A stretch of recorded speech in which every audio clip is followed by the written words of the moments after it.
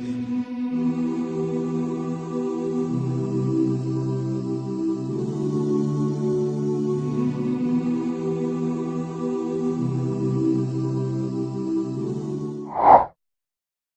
میں یوغر مسلمانوں کے لیے حراستی مراکز کا قیام۔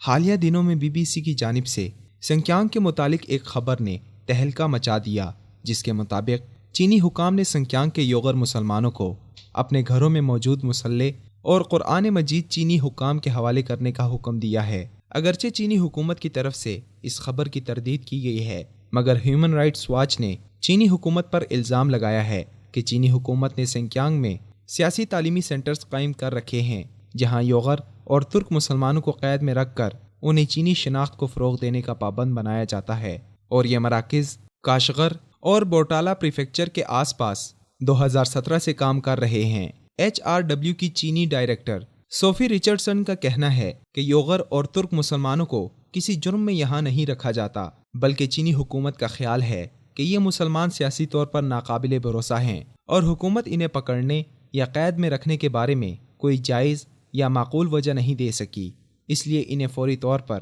رہا کیا جانا چاہیے۔ HRW نے گرفتار شدگان کے عزیز و اقارب سے انٹرویوز کیے، جنہوں نے بتایا کہ ان سینٹرز میں رکھے جانے والے مسلمان بنا کسی جرم، بلا وارنٹ یا کاغذات کے گرفتار کیے جاتے ہیں، اور وہ نہیں جانتے کہ ان گرفتاریوں کے خلاف کہاں جائیں۔ ایک واقعے میں میاں بیوی اور 2 بچوں سمیت پورے خاندان کو اس بنا پر گرفتار کیا گیا کہ انہوں نے کاروباری سفر کے ساتھ ساتھ حج کیوں کیا۔ سنکیانگ کے ریاستی میڈیا بشمول سنکیانگ ڈیلی اخبار کے مطابق یہ انسداد شدت پسندی کے تربیتی مراکز یا تعلیم اور تبدیلی کے مراکز ہیں، جو چند اسکولوں اور سرکاری عمارات میں کھولے گئے ہیں۔ یہاں لانے والوں کی زندگی بورڈنگ اسکول کی طرح ہوتی ہے، اور وہ یہاں رہنے، کھانے اور سیکھنے کا کام کرتے ہیں، مگر ان کی پڑھائی مختلف ہے۔ رشتہ داروں کے مطابق یہاں جن مسلمانوں کو جن وجوہات کی بنا پر رکھا جاتا ہے، ان میں بیرون ملک سفر، غیر قانونی مذہبی سرگرمیوں میں شمولیت، مثلاً حجاب لینا یا مسلم لباس پہننا۔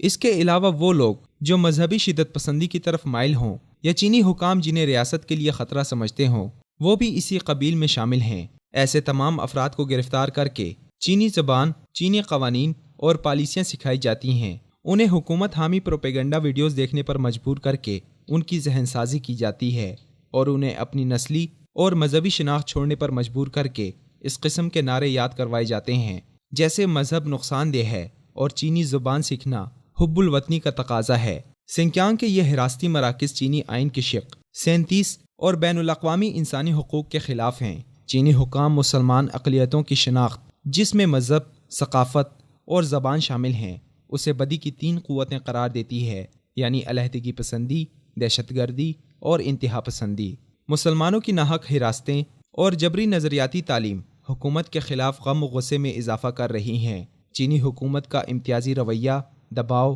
اور مذہبی پابندیاں اس خطے میں شدت پسند قوتوں کو ابھرنے پر مجبور کر سکتی ہیں، کیونکہ چین بیرون ملک سفر کرنے یا باہر جا کر تعلیم حاصل کرنے والے مسلمانوں کو 10 سال تک کی قید بھی سنا چکا ہے۔ اس لیے جبر و ظلم کی یہ فضا کسی علیحدگی پسند تحریک کی راہ ہموار کر سکتی ہے۔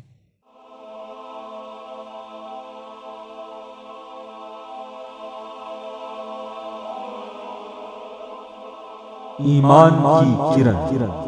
ہدایت کی شمع، وصال اردو۔